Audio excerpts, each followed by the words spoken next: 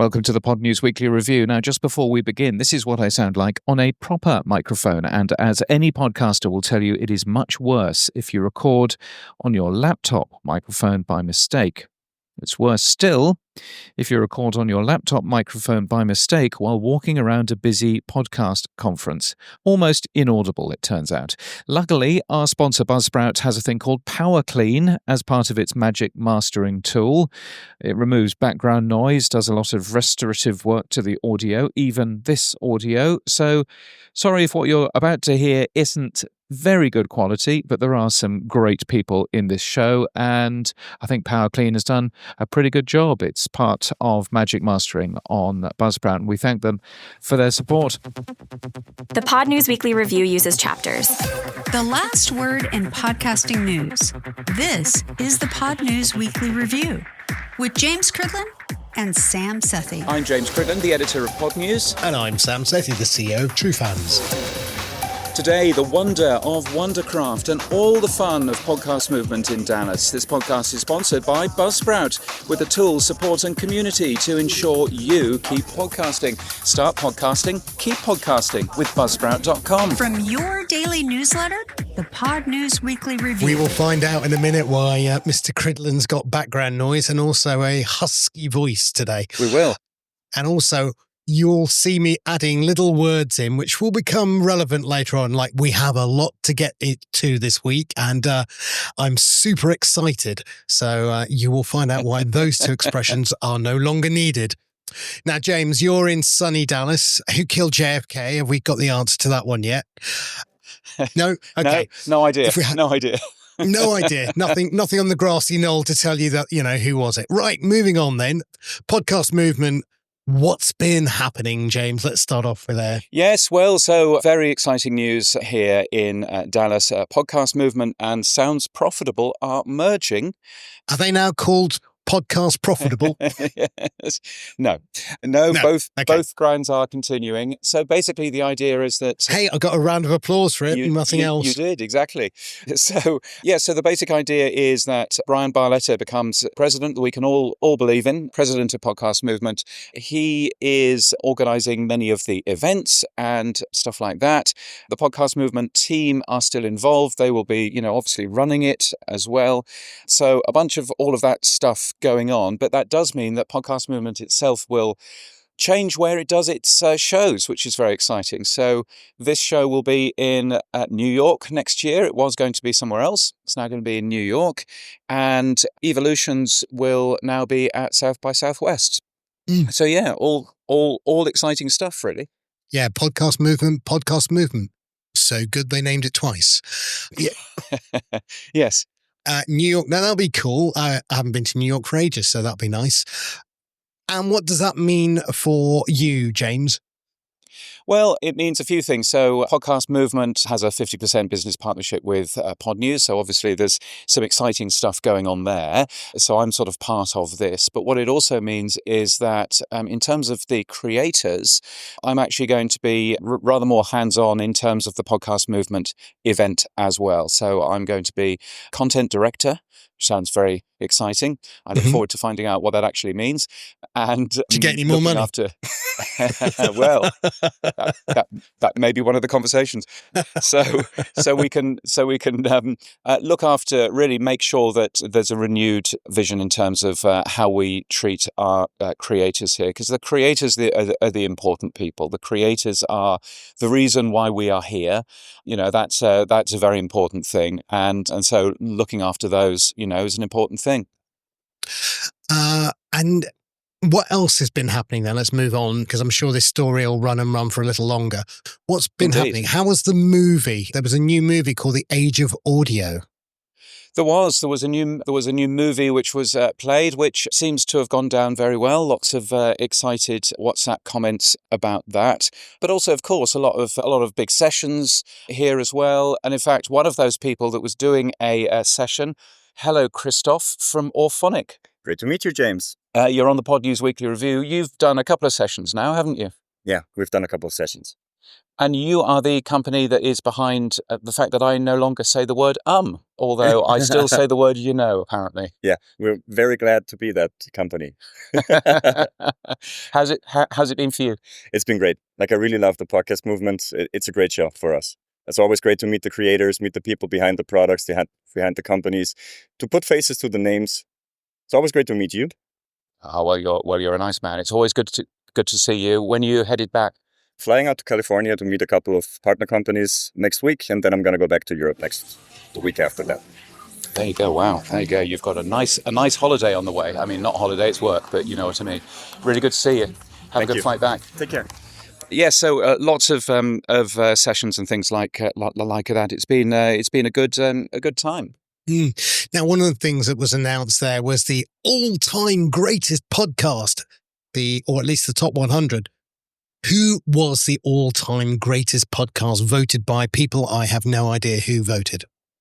Well, the all-time greatest podcast, the number one was This American Life, and that went down very well. It's a really good list, actually. It's 100 individual shows, which was chosen by around 300 different podcast creators and hosts and writers and scholars and all of that kind of stuff.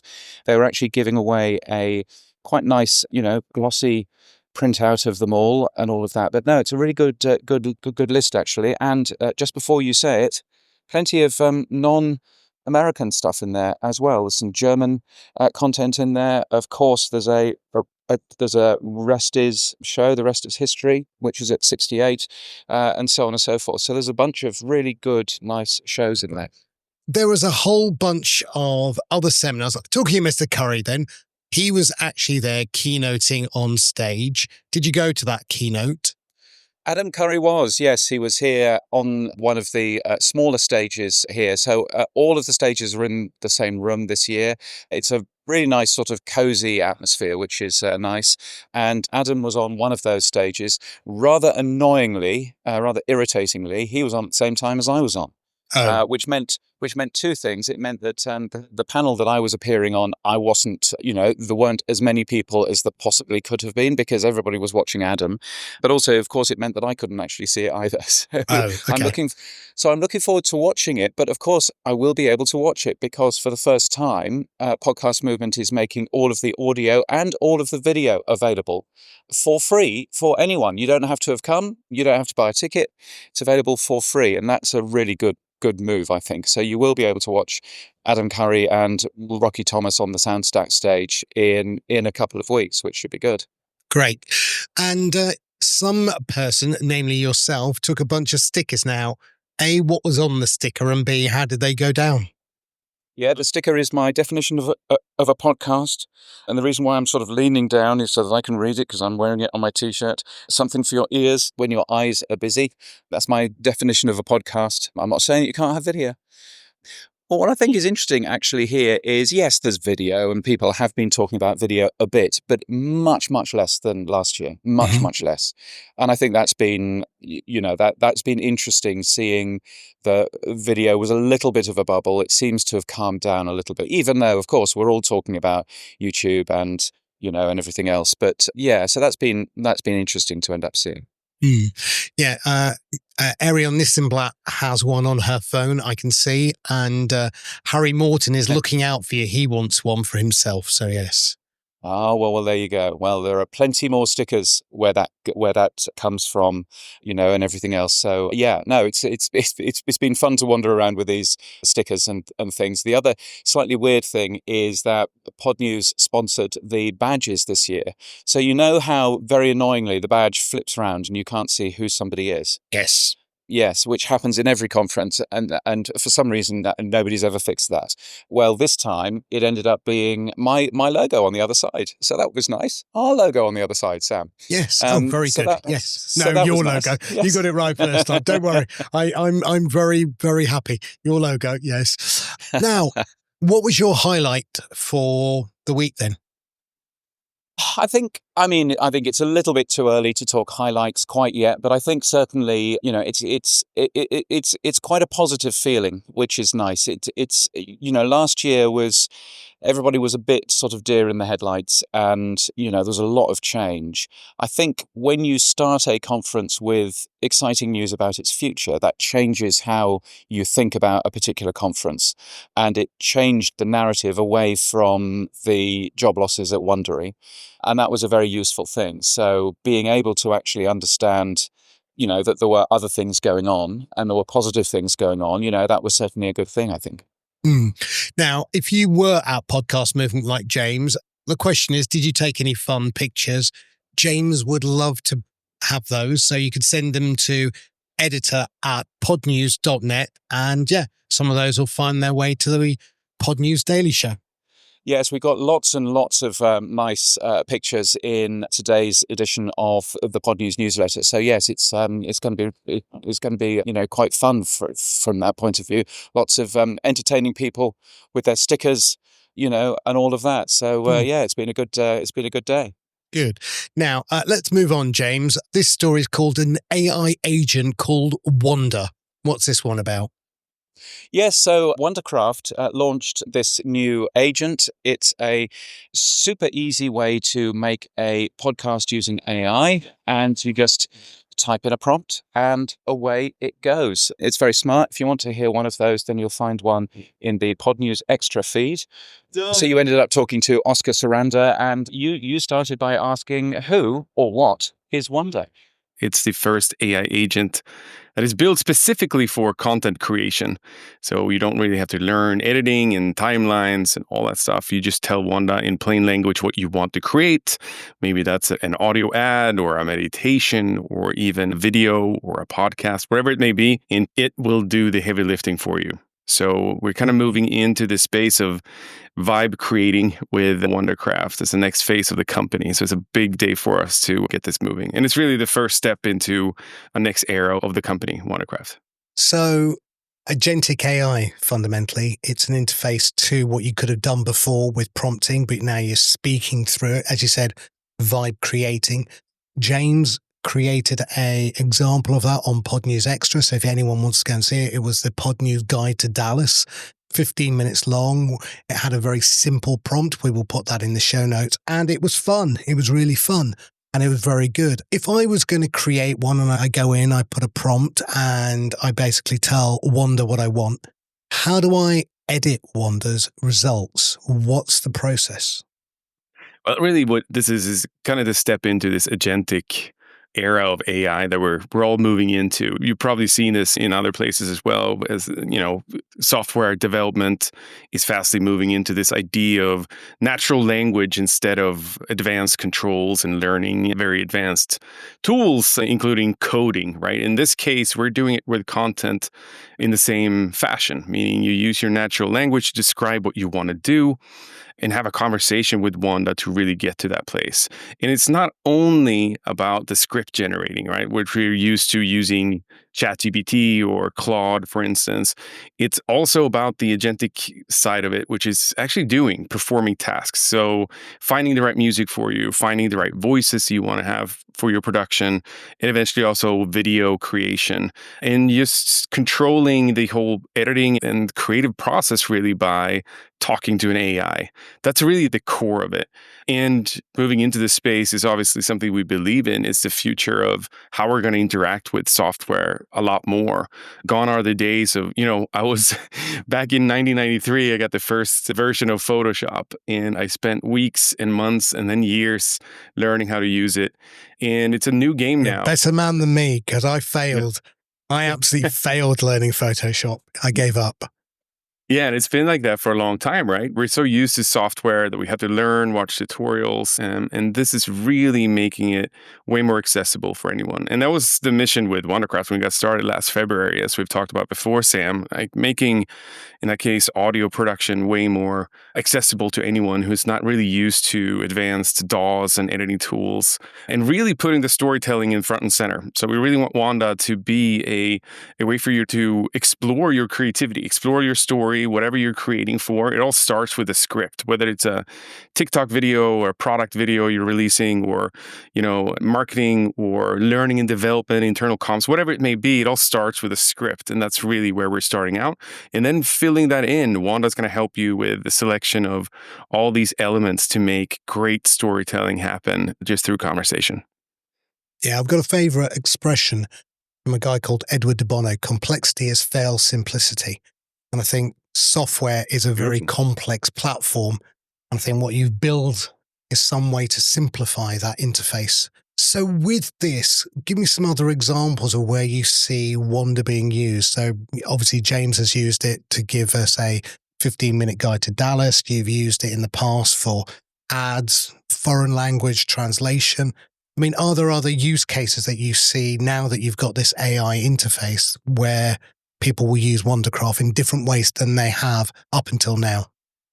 Well, what we see now after a year and a half or so in market is that it's kind of roughly in two big categories. It's marketing and internal communication, or corporate communications. Those are the two big areas that we see content creation really, companies needing to create much faster with efficiency and just make that into a much simpler workflow. Because I think there's a lot of driving powers behind this. It's like corporations struggling to get attention with just email newsletters and, PDFs and communicating internally like that. So we've seen a huge surge of companies from the World Bank to big, pharma companies with tens of thousands of staff around the world, and maybe being able to disseminate information much easier. And that's a fantastic use case, I think. But then what we're seeing a lot now, which I think is the times that we're in, stepping into this era of intelligence really, is the one-person marketing team, meaning the small businesses, that has this need to create content, generate content to be able to be relevant and just be out there with their brand. And that's what we see a lot. And we really want to empower that. So the single creator, the smaller team, the smaller agency who are just needs to do more with less. And that is a fantastic use case. And I think we're hitting the times perfectly to offer up a service and a really quality tool that helps people create great stories and not only use gimmicky tools to get something quick out, which usually tends to fall flat, right? So really trying to build a platform here that helps people get to quality storytelling. Have we passed the Alan Turing test? Have we passed the line where we can't tell that it's an AI voice anymore? Do you believe that we are at the point where the quality of the content and the output is such that we are basically, I don't know if that's AI, that could be actually a human who's just worded that. Where are we, do you think, on that line? I think we have passed the Turing test. When I think people recognize AI is that it sounds too polished and almost too perfect, almost too studio sometimes. When we record, there's always a little in and out with the microphone or whatever it may be. And that raw roughness is something that you can detect. But yeah, we are. Audio has quickly become such a high quality, and even with the inflection and the ability to really prompt and define the emotional value that you want, you can now do with Wondercraft as well, which is super powerful. If you wanted to be a kind of a fast-paced news broadcaster voice on TV, you can prompt for that. You can set these emotional values to really make it work. You can emphasize certain words. So we've come a really long way with these creative tools that we are able to build on top of all this AI technology, and that's a big part. And I think video is catching up quite quickly as well. As you can see, just in the past 6 months, there's been a tremendous development in how video is created, specifically with Gemini and VO3. But all of these video models are following the same path as audio. It's obviously a little bit more complex with video, but it's certainly coming. And we're going into a future where we can basically dream up anything and start creating it. It's not easy today. You still have to know what you're creating and define it. And what we also see there is that even with a conversational engine like Wanda, you do have to explain exactly what you want to do. And that's why creative agencies that we work with around the world, what they put front and center in front of these tools are not the beginner. They're putting the greatest photographer in front of it, someone who can explain what lighting does to a room, and the best copywriters to be able to to really create quality content. And that's why we believe in AI, is just really amplifying the skills that you already have, but much more accessible in a way that you can really test and learn a lot faster than sitting and trying to learn Adobe Premiere or anything like that. Kind of the old school tools. I call AI assisted intelligence, which is what you're saying. It's a tool to help you Right. rather than a replacement all the time. Video. Now, obviously, the audio is available already for people to go on to Wondercraft and go and start to play with. How long before the video then will be available? We're going to start releasing video in the next couple of weeks. So we have a wait list right now that you can sign up to wondercraft.ai/Wanda. If you sign up there, we're going to start releasing the full platform, including video and all of the tools that entails. It's a huge upgrade to the platform, but it's going to be the same kind of storytelling user interface that you're used to. But now you're just chatting with Wanda to be able to get to the creation that you want to, and you can instruct her to help you edit as well. But we believe in is also like if you want to have the controls, you still have the full power of the end-to-end editing studio that we have in Wondercraft. So you are able to sit with the timeline and go and finally fine-tune your production as well on that end. It's just really creating an easier step-in model for us, for anyone who's not a professional editor, to really get their work done faster and with better quality. So that's the idea. But yeah, go sign up for the wait list. Where do I go to sign up then? Come on, give me the URL. Yeah. Let's say it again. Wondercraft.ai/Wanda. And that's Wanda with an O. Yes. Some guys have the Wanda with an A. So Wanda, funny story about the name. It was really a working title, obviously, when we started building this a couple of months ago. And we had this ambition to go in this direction for a while now, right? And it's been a huge development, an amazing feat from the team. We're still a pretty small company and just an incredible talent. I'm so privileged to have this amazing team. But Wanda was a working title. And, as things goes, it kind of got stuck with us. And then you couldn't go anywhere without it. So it was meant to be. I think it's a great title. I think it's a lovely little thing. So beyond Wanda, where you are with Wondercraft, you said you're a year and a half now, a couple of years. How has, looking back, the expansion of Wondercraft been? I mean, what's the journey been like as an entrepreneur? Has it been smooth sailing, or are you these proverbial swan, smooth on the surface and kicking like hell underneath the water? I think it's always like that. I always liken it with a balloon ride. You don't really know where you're going to end up, but you put the fuel in and you hope to take off. And it's been an incredible journey, really. I mean, you do make some mistakes here and there. It's kind of part of the journey, really. But I feel like we came in with the right intentions of solving some problems that, I have lived throughout my career for so long, and been able to really add value to a lot of organizations around the world. And then it's been an exploration of the use cases. And I think we've kind of grown with the development and the acceptance of using AI, because the notion of using AI has changed quite a bit for organizations. Last year was very exploratory. Everyone was saying they were doing it, but no one really had a big idea of how they're going to roll it in and what it really meant. There's a lot of fear built into it. And I think the organization we work with now has a very clear understanding of what AI can really do to empower their staff. And it's not about, replacing humans, but really give them more power to remove tasks that are kind of redundant and people don't want to do, and give them more space to be creative. And I think that's one of the superpowers that I'm the most proud of, that you can work with creative teams at audio platforms or brand marketers or big HR team that are working on creating internal comps and onboarding and learning and development content. And now they can do more, and they can actually take their ideas further. And I really enjoy that. And you're talking about podcasting, I always wanted to fix podcasting. I think there's always been struggles with podcasting and making it a growing industry. It's still severely undervalued, right, in terms of how many are listening versus the investment goes into it. And I really want to make the creative aspect of brand stepping into audio a non-issue. This should be like flowing water. Any brand should be able to create a great ad quickly at the speed of culture and go live with it. And I think that is the way an audio industry needs to grow. And I always said that. I think that's brands are so used to Meta and Google and platforms that are really giving them everything, including creative. And I think audio needs to step in that direction as well. And that's what we're going to do this fall. Yeah, I wish Wondercraft was around 3.5 years ago, nearly 4 years ago.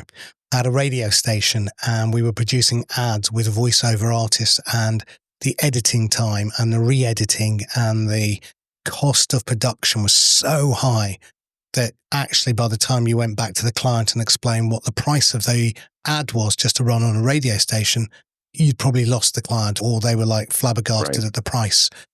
So a tool like Wondercraft would have been brilliant to be able to produce those quickly and reiterate on them as well. I think one of the things that we see now in radio as well, a lot of the radio networks that we work with, is really bringing back the beauty of a spec ad at scale, being able to use audio to sell audio to an advertiser that are curious, listening to podcasting, knows what it is, but haven't really spent in it. And I think that is such a superpower. I'm so happy about that. And then the idea of A/B testing. Hey, let's try different accents. Let's try different creative takes on this to see what really works. It becomes a much more intelligent discussion around creative within audio. And that is really, really exciting to me to see, because that's something that I always wanted, working with at ACAST the past couple of years, of trying to really work with brands to keep them in and figure out what really is working in audio. And unlocking that is something I'm really proud of. Cool. Look, Oskar, thank you so much. Congratulations on the launch of Wanda. If anyone wants, as I said, to hear an example of it, flip over to Pod News Extra. James had done a version there called the Pod News Guide to Dallas. And you'll see in the show notes the script that we used, which was really 2 lines. It was crazy short, and it produced this amazing result. So yeah, nice work. Thanks, Oskar. Thank you, Sam. Thanks for having me again. What do you think then, Sam? It was interesting to hear what that company is making. Have you had a play with it? Have you had a listen to it? Yeah, I had a listen to what you produced, which was great. A 15-minute podcast created from a single line prompt, which was very clever.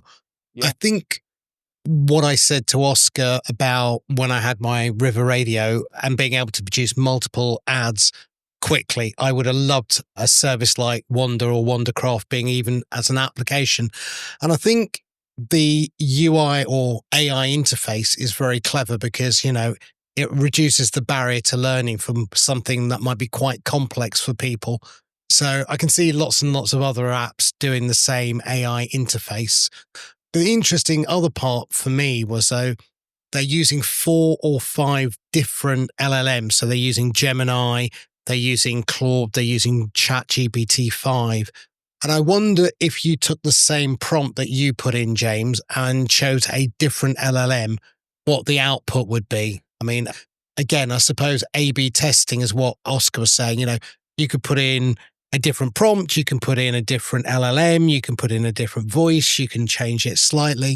It makes it very quick and easy. And it's quite nice because it asks you questions and things as the process goes. So, it asks you how long you want it. It asks you, for a few other things as well. So it's a pretty malleable system, I think. But I think it works. I think it works well, which is nice. I guess my only question is, what's the end goal, right? Where does this all end? What comes next? They've done the voices, they've done the language translation, they've done the white glove service, they've done now an AI interface. I mean, how much more can you really do with it? Of course, video is coming as well. So it'll be really interesting what happens next. And of course, at the end of the day, somebody might want to go and buy this as well. Hello, Spotify. So, presumably. Yes, you would have thought that would make a bunch of sense. Look, I'm wandering around the booth, and I'm just saying hello to our friends at the Podcast Academy. Hello, James. Hello, Brandon. How are you today, James? I am doing fantastic. You're on the Pod News Weekly Review. How has the show been for you? It's been fantastic. We've had all kinds of different people. Signed up, folks, for the TPA. A lot of independent podcasters who are excited about our mentorship program and the Ambies, of course, as well. So Yeah, and the Ambies, which are coming back next year, somewhere at a date. Do we know the date? Do we know the venue yet? Is that a thing? is it out yet? Here we go. Somebody else that might answer the question. Hi, I'm Ami Tucker. I'm also on the TPA Hey. Board of Governors. It's all in the works, being ironed out. So announcements will happen very soon. But I will tell you, my 4th year here, it's going to be very exciting, very new. And we expect it to be our biggest and best Ambies Award ever. We are definitely looking for good partners and sponsors. And so we would love to talk to people that are interested in becoming part of this with us. Well, there we are. It's a great event, the Ambies. I've been to a few of them, and so I'm looking forward to next year. You can learn more information at thepodcastacademy.com, I want to say. I think that's right. Everybody says, I think that's right. So that's And excellent award news. submissions are open. Award submissions are open at ambies.com as well. There you go. You've heard it here first, Sam. Excellent. Not that you and I would enter, but everyone else can. Yes. Well, you never know. I mean, maybe there might be an award for the least prepared news. Hang on a minute. Whoa, Whatever it is. Tiger. No, 48 pages you of do all prep here. I know. Yes. Apart from the fact that I'm walking around and ruining your carefully planned show. Yes, well, there we are. Shall we talk about some of the research that's... Yeah, 3 is the magic number, James. Why is 3 the magic number? Well, 3 is the amount of podcasts that most podcast listeners make space for every week. So that was one of the key findings from the podcast study, which was on stage here on Wednesday. And they basically said, look, you have to work really hard to be one of the 3 shows that people listen to every single week. And more research from them, they also said no second chances. That sounds pretty harsh. Why no second chances? Well, you know how I keep on fiddling with the opening of this show. That's one of the reasons. But it's all to do with if their first impression is not great in terms of a podcast, 41% will never come back again. So, which seems fair enough, but it does mean that, of course, you always have to be on your A game. You always have to make a great show, and and that's an important thing to bear in mind, I think. Okay, and now look, other people at the show announcing stuff. One was how Gen Z listened to podcasts. That was from Coleman Insights and Amplify Media. What have they said? Yeah, of course, very much talking about YouTube. Podcasts are mostly discovered through social media for younger audiences, which was interesting to see. And a load of differences there in terms of how, young people are consuming podcasts rather than older folk as well. And sticking with the young folk, it says here for the first time in the US, 18 to 29-year-olds now listen to podcasts just as much as radio.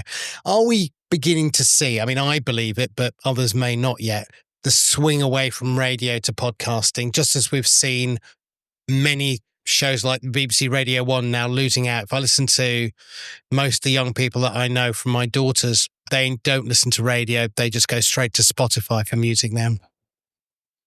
Yeah, it's another part of the decline of broadcast radio and moving into podcasting. And this is data that came out from Edison Research, and and it's a big deal. The fact that also that live radio going away, on-demand audio now being the number one thing that people of that age group tune into, that's very significant for where the industry is going. I still think live podcasting is an opportunity that we should grab with 2 hands. But hey, now...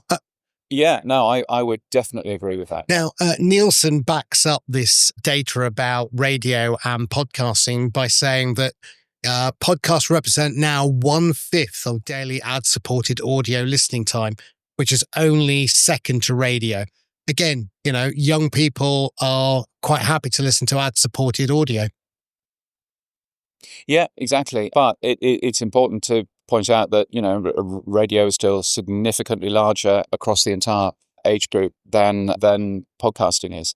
So, things are certainly changing, in terms of that. But lots and lots and lots of data. There's one final piece from Australia, PodPoll 2025, saying that millennials, Gen Z, and blue collar workers, that's tradies and those sorts of people, are all listening more to podcasts here.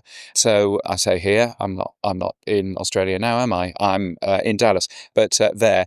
So, but it also says that YouTube is continuing to grow as well. But yeah, a ton of really useful stats and things. I just thought I ought to say hello to our friends at Riverside. Stephen from Riverside, how are you, sir? Doing very well. Doing very well. You have been a busy man. You've been on this booth for 2.5 days. Right. How has it been? What have people been asking you? We have a lot of happy Riverside users asking about what's new. A few people didn't know what it was, explain that, and everyone's asking how they should do video, why they should do video, and so I've been advising people on that. Have you been showing anybody any exciting shortcuts for their iPhone as well? I don't break out the automations here. I'll just show them Riverside.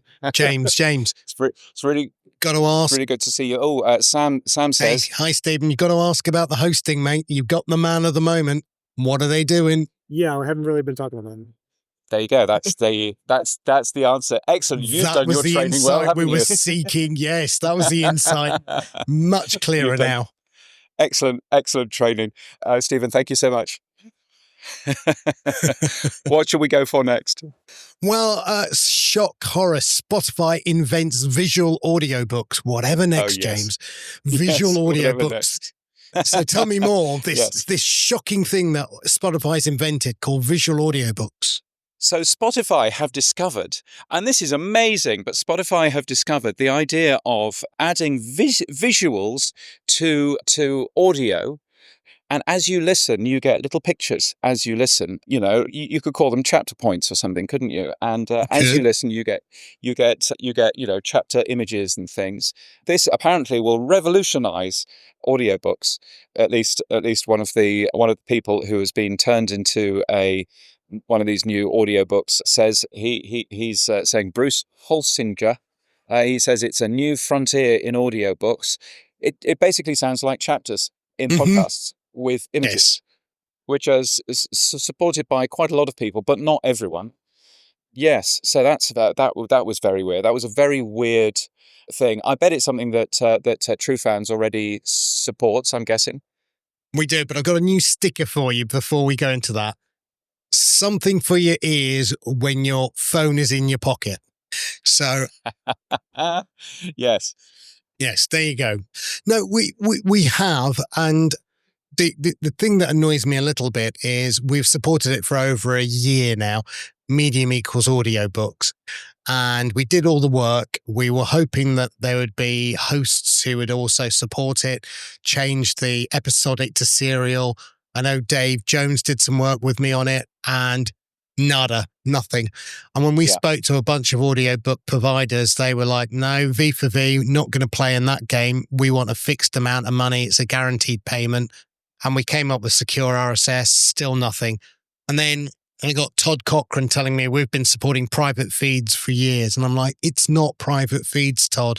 It's not private feeds. And I don't think they understand the difference. And it worries me that, and we'll talk about it later in the show, we're still talking about video support from hosts when the conversation was a year ago.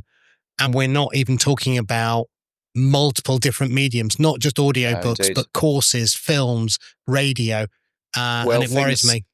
Indeed. Well, things certainly change, and things certainly, it's never easy to do things particularly well.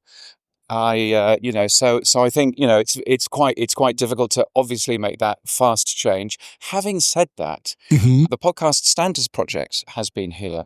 They've had a room. Yeah. Justin Jackson has been super good in there. Hey, Justin. Hey, good to see you. You've had your room in there. How busy has it been? People talking about HLS and podcasting and. It's been unbelievable. I didn't know what to expect. We did something similar in London, and people showed up every time we announced an event, and without a lot of support from the organizers. So this time we made it more official. We got on the schedule. Our first session on HLS video, I expected maybe 10 people, and the room was packed, 40 to 45 people out the door. And it's a mix of people old timers who care about open podcasting, and creators who are curious about how open podcasting works. And so many of them after were like, I had no idea this existed. I had no idea that podcasting had this, like even understanding RSS and all of that. They were just, and hungry for information. So it's been really, really wonderful. And then we've just done some drop-in sessions as well. Well, we did our Podcast Standards Project meeting, biggest one ever for members and potential members. Adam Curry came. We just had a really great meeting. And that was about, 25 people for that. And then we did another open house yesterday with probably another 20 people that came by for that, just to ask questions and things. So there's a real hunger and curiosity from creators about how open podcasting works, how RSS works. And then we were able to demo all of these cool features like Podroll that a lot of them don't know about. And so I'm really excited. I think now I could tell. now we just got to keep going, because every time we tell people about these features that they don't know about and you see the reaction, it's like, wow, this is worth doing. So I'm fired up right now. Yeah, it's really good. I think Sam, one of the things that I've realized is, of course, we are quite far forward in our discussions.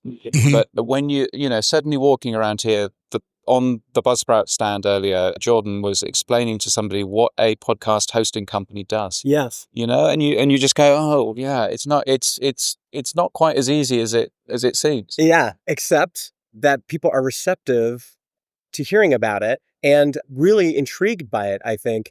And especially once we started to paint the picture of like in kind of dreaming about scenarios of here's how these features could work.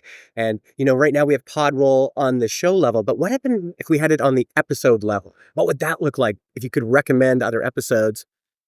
And people just kind of light up. And they get that bug of, oh, this is what's exciting being in the open podcast ecosystem, because you can create things, you can propose things, you can try to move it along, and you can kind of build what a centralized platform would be. Justin, it's great to see you as ever. Have a safe trip back to the frozen north. Thanks, James. See you soon. Has he got a bright shirt on, James?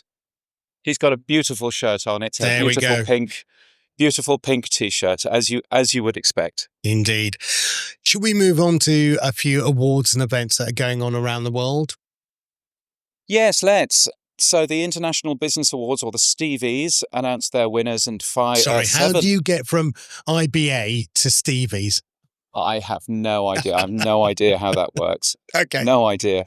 But they ended up giving away 7 podcast awards, which was great. So congratulations to those people, winners from the US, UK, Canada, Australia, Belgium, and the Dominican Republic. We've already talked about the AMBIs, of course, and the entry deadline for the APAs from Audio UK is fast approaching. So if you're a Brit, having a listen to this, then it's time for you to enter those as well.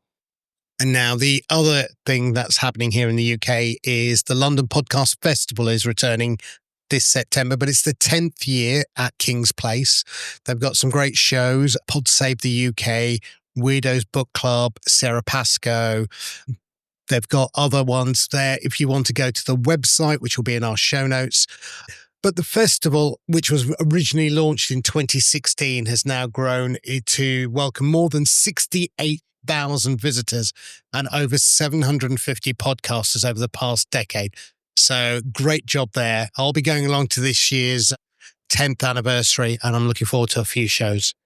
Yeah, it's pretty good. It's a pretty big thing. Other events going on. The Empowered Podcasting Conference is happening in Charlotte at the end of September. Also happening in September is Pod Summit YYC up in Calgary and Radio Days Asia, which I'm going to next, which is in Jakarta in Indonesia as well. And the Afros and Audio Podcast Festival, their 7th and final conference, is happening in October in Baltimore, and Pod News is a supporter. Nice one. Good job, James.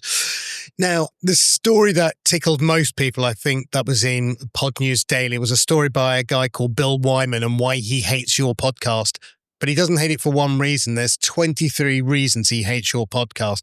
The people who were commenting on LinkedIn about this were all nodding in agreement. So you may have heard me say things like at the beginning, I'm super excited about what's coming up next and friend of the show and various other things. Well, clearly we're not allowed to say those things according to Bill Wyman. What else are we not allowed to say, James?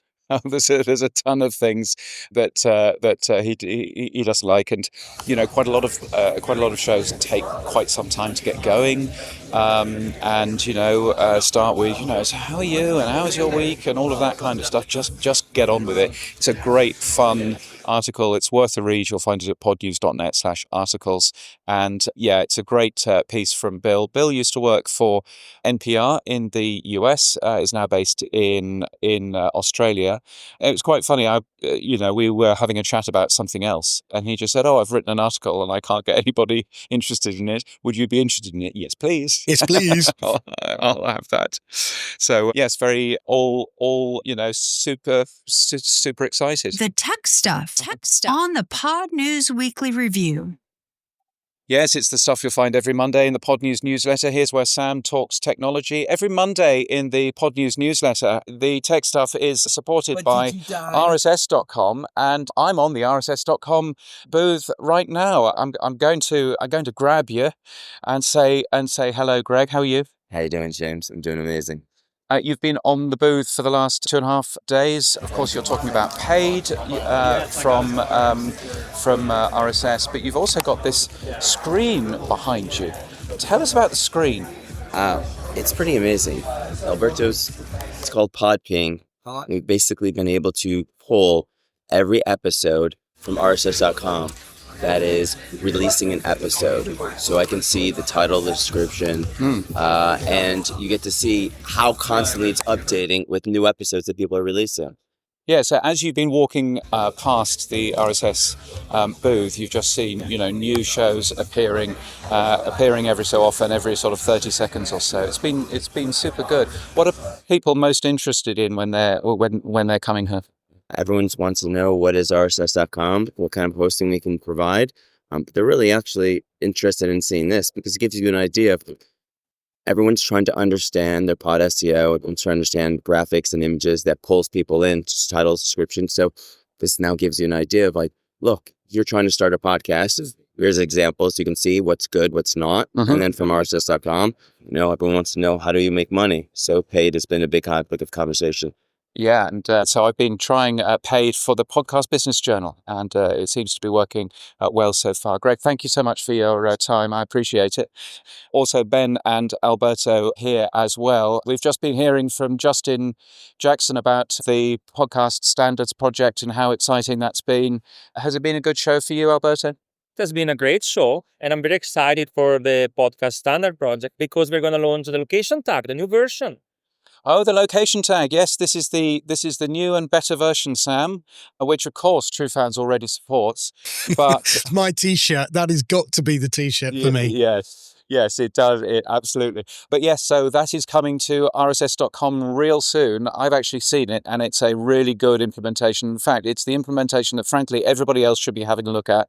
When's that coming, Alberto? Are you able to tell us? Well, ETA is September, mid-September.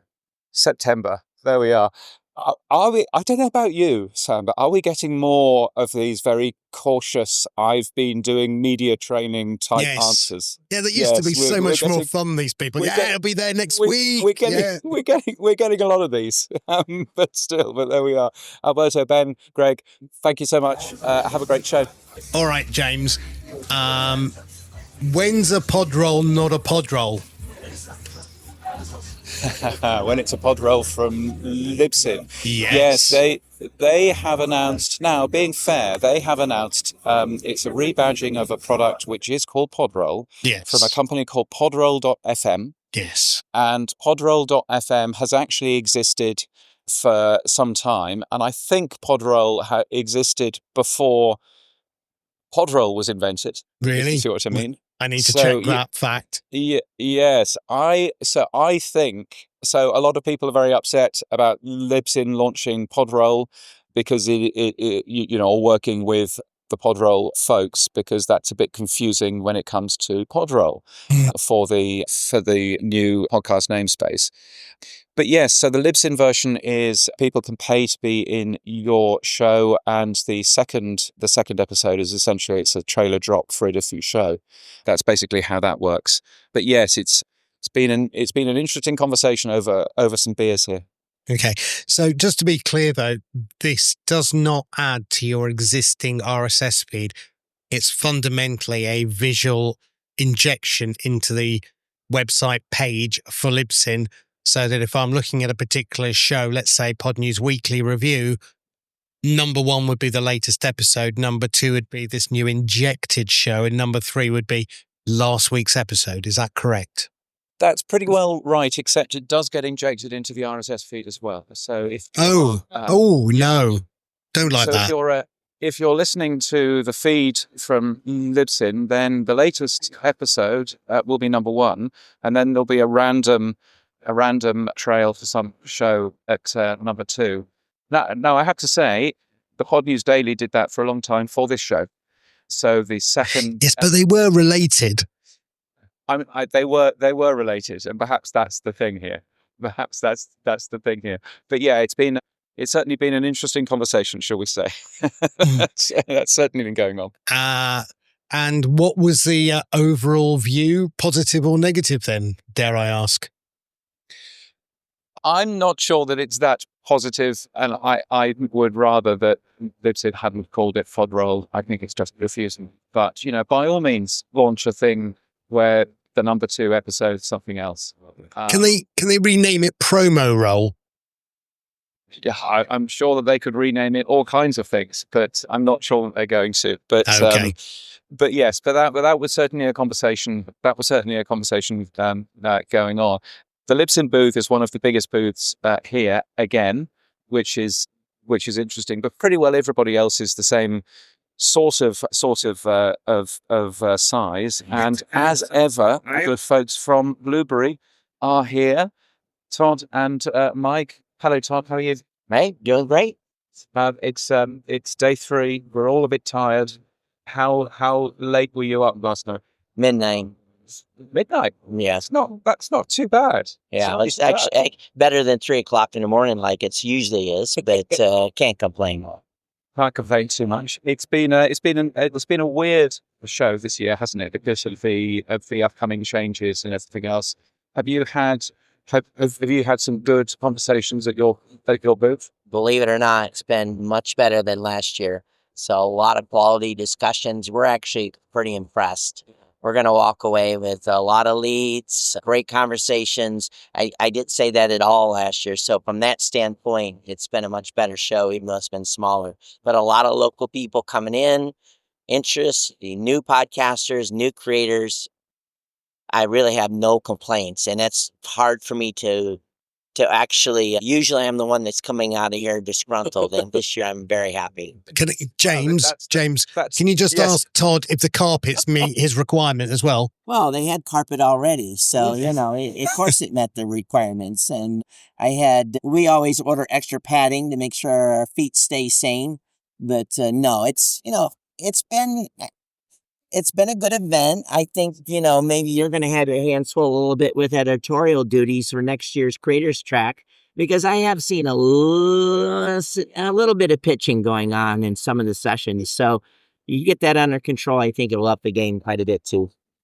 Yeah, no, I think it's good. And I mean, basically Todd saying, I have no complaints. I think I know what the number one story is going to be. That's amazing. Really good to see you both. I will see you later, I'm sure. Yeah, say hello to Sam. I look forward to seeing you soon, Todd. Take care. So what else is going on in terms of the tech stuff, Sam? HLS, let's get back to that then. So we talked a little bit about Rocky Thomas was on stage with Adam. I look forward to seeing what was said. There was also the PSP track that went on. But Rocky also posted on her own blog about better podcast delivery through HLS. And she did answer some key questions. One of those being, how would SoundStack charge for HLS? And again, what was interesting for me is that they're not going to be charging on a per request, because if you're downloading an MP4 and it's a single request for the file, that's great. If you were doing HLS with 100 requests because you've chunked up the audio or video and they were charging per request, that would make it, impossible to use as a service because the cost would be too high. So what they're doing is they're treating each HLS chunk as a byte range request, and they're only looking at the total download delivery as the cost model, which is the same as an MP4, which means ultimately in English that you could save money, because often the listener doesn't listen to the whole show. And therefore, if you're only paying for the delivery of what's been downloaded, then again, it should be cheaper than using a consistent MP4 file if you switch to an HLS now. Yeah, no, it was good. I mean, it very much gets into the technical weeds. I think there's still debate going on around HLS and whether HLS makes sense for certainly for audio. But yeah, it's really interesting seeing Rocky, pushing that and moving that forward. And of course, she was the person that brought Adam Curry, the co-inventor of podcasting, here as well. Had to be a woman. Couldn't have been us. Did we ask Adam to go and do it? Yes, we did. Did he say no? Yes, he did. Well, maybe Rocky was just a bit more persuasive than we were. Now, She's just a nicer person than we are. That's what I'd say.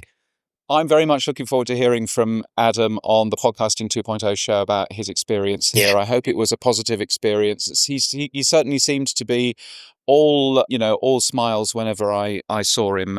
So from that point of view, that was good. And I'm very much looking forward to watching that particular show on the podcast video feed and on the audio feed as well.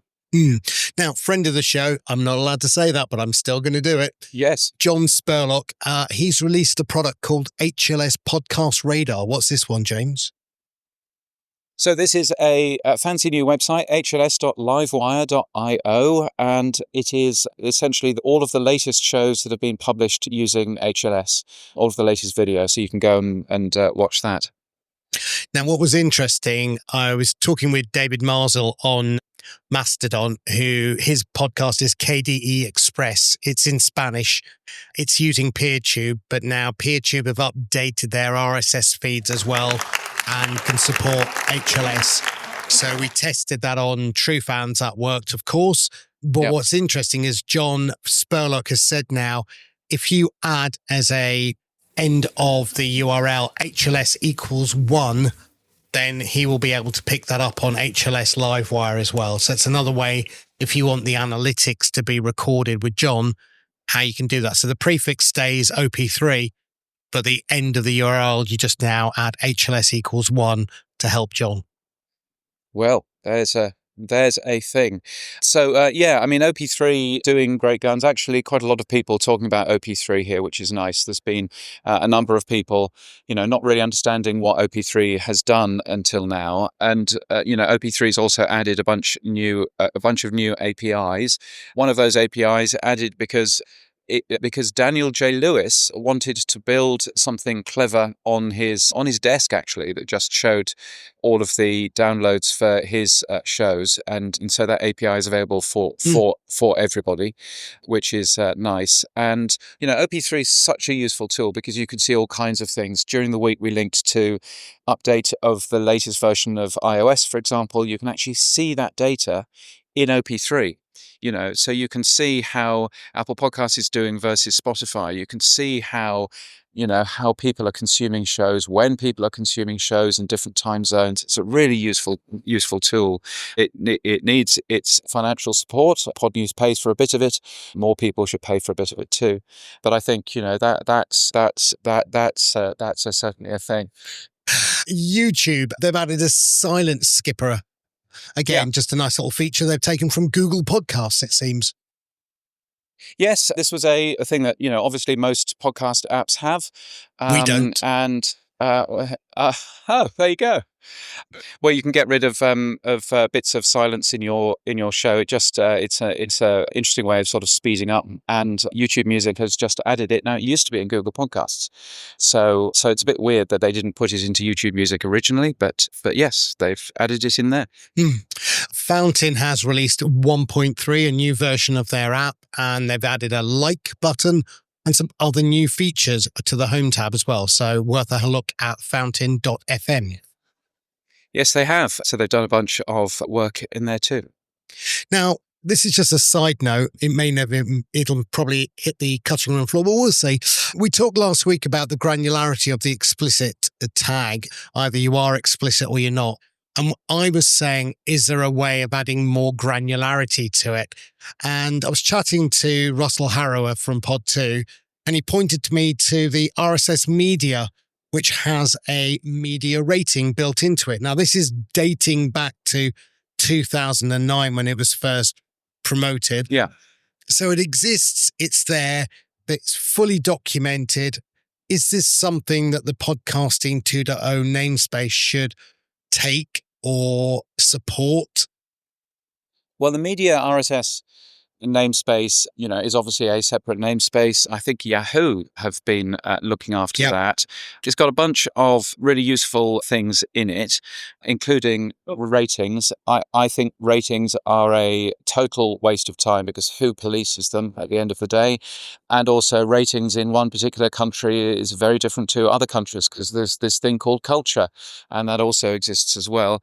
But if it's a conversation that the industry wants to have, then certainly looking at the media RSS specification, again, just like the podcast namespace, you can stick it in your RSS feed right now. It won't break anything because that's how RSS works. You had a conversation, actually, to be fair to you, back in 2020 about this on the GitHub with Daniel J. Lewis. I assume the answer to the whole thread was no, we're not doing it then. I mean, I don't see the user need for that, and I think it's very difficult. The reason why ratings exist is for TV broadcasters, for films, for those big industries, and everything goes through official rules and regulations and everything else. Podcasting isn't like that, so I'm not sure that we need all of this additional complication, but I know that Daniel's very keen to get that, up and running. Yeah, I'd just say explicit as either on or off is a very blunt method of verifying whether this podcast should be listened to or not.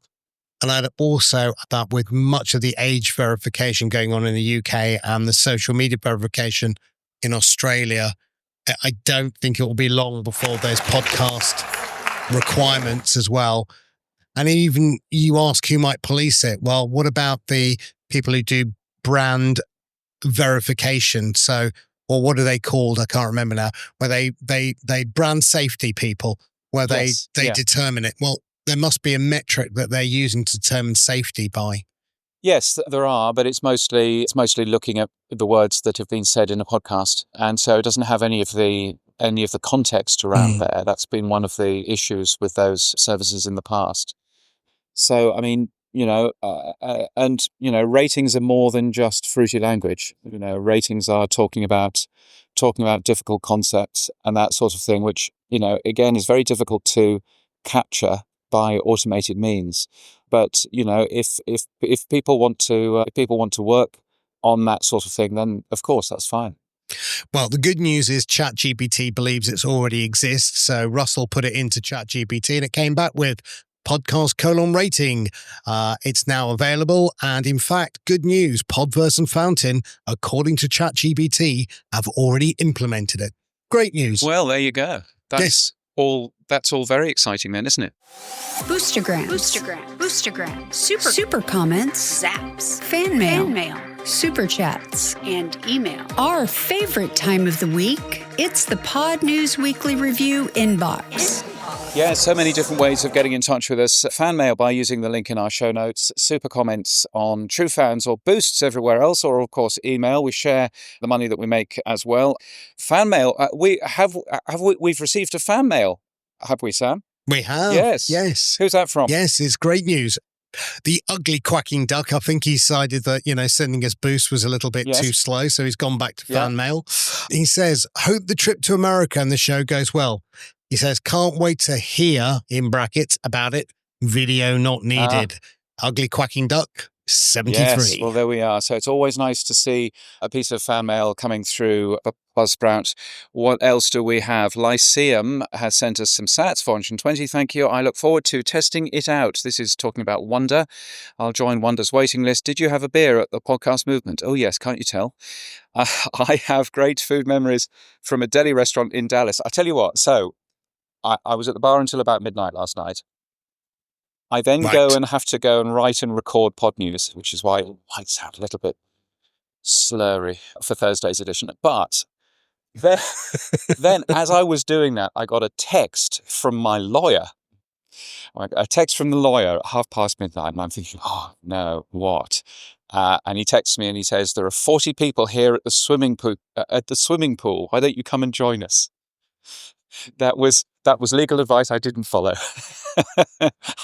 midnight. You forgot your budgie smugglers, did you? Yeah. The only person who's seeing my belly button is me. I'm not sharing that with anybody else. So that was good fun. Sai has sent us 2347 sats using True Fans. Thank you, Sai. I really enjoyed this episode. Yes, this was our special additional episode last week with NJ and you, which loads of people said that they really liked, Sam. So thank you for that.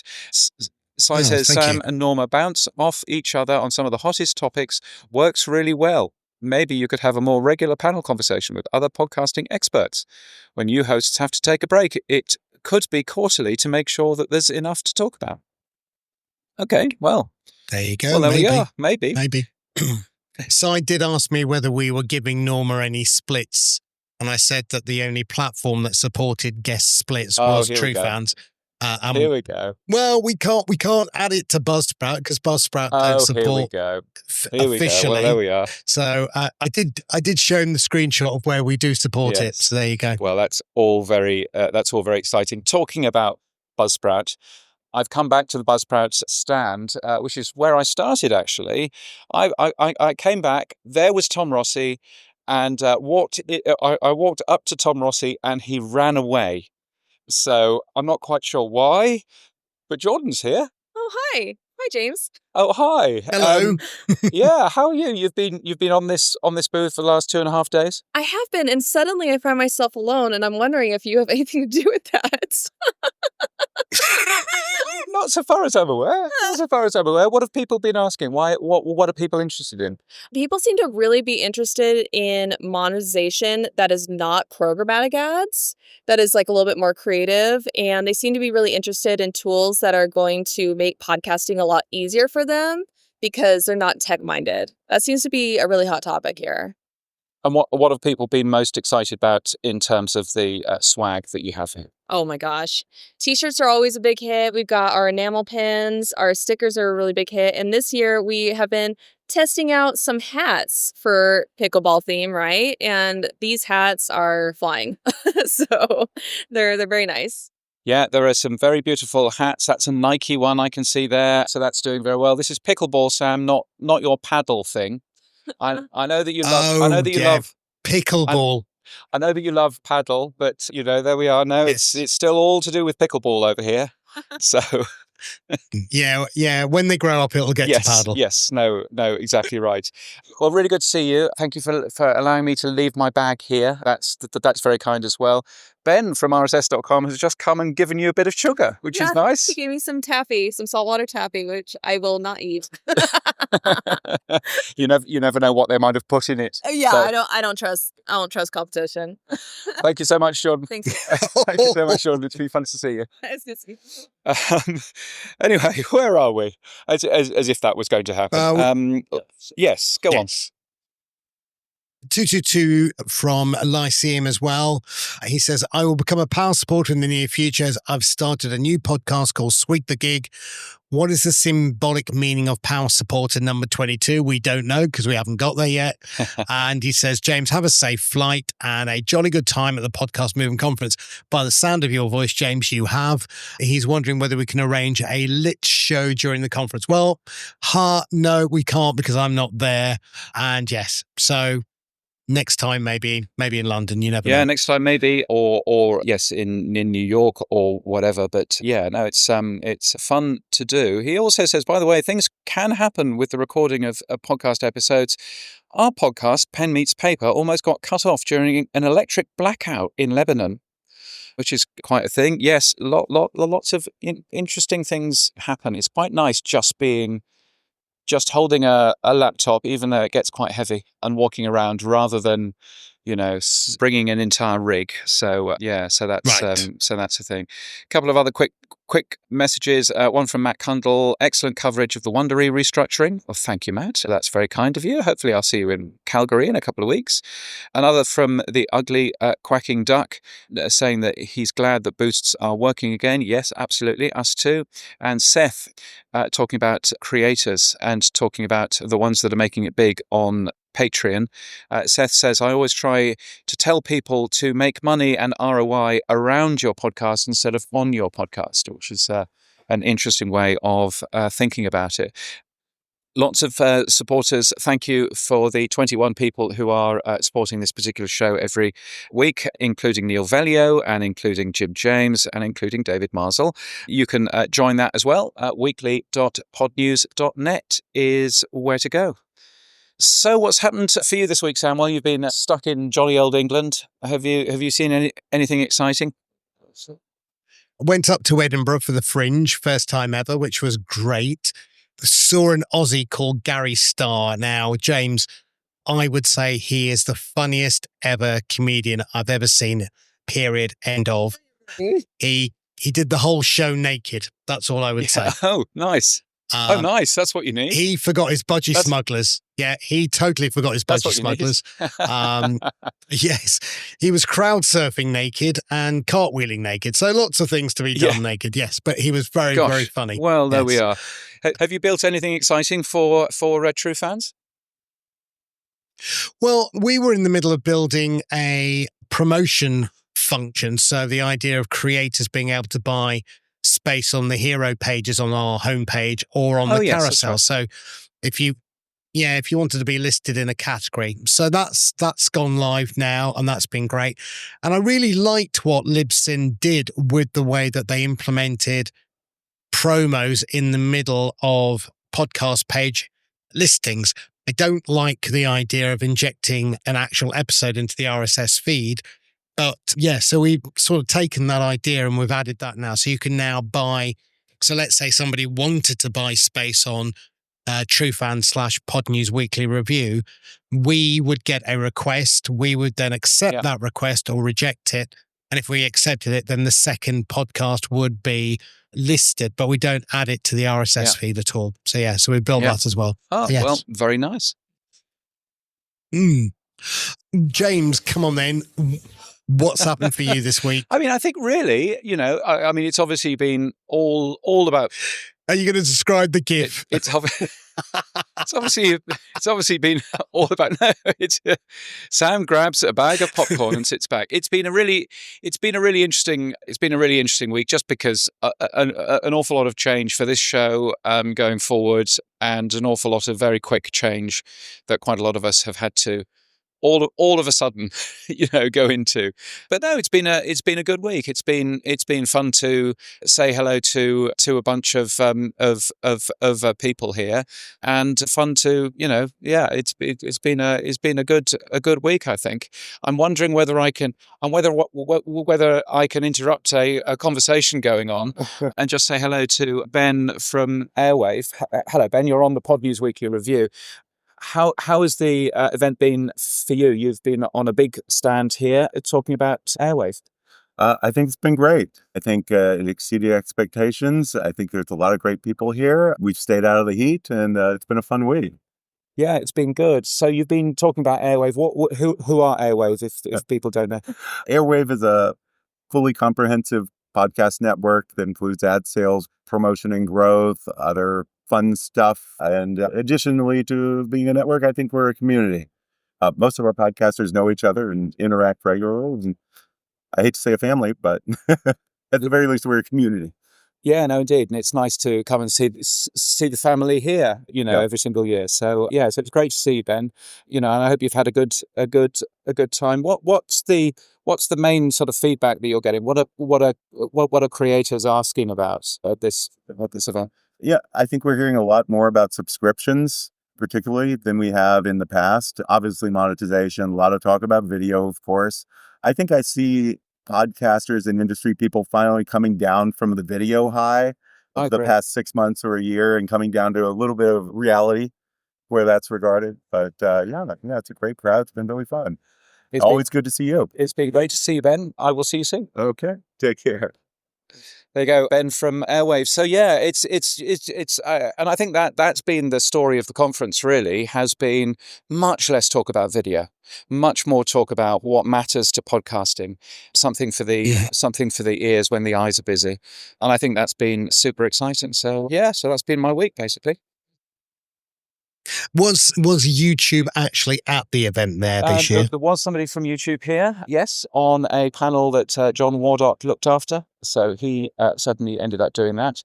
But that was the only bit of YouTube. Yes, so there wasn't very much YouTube here.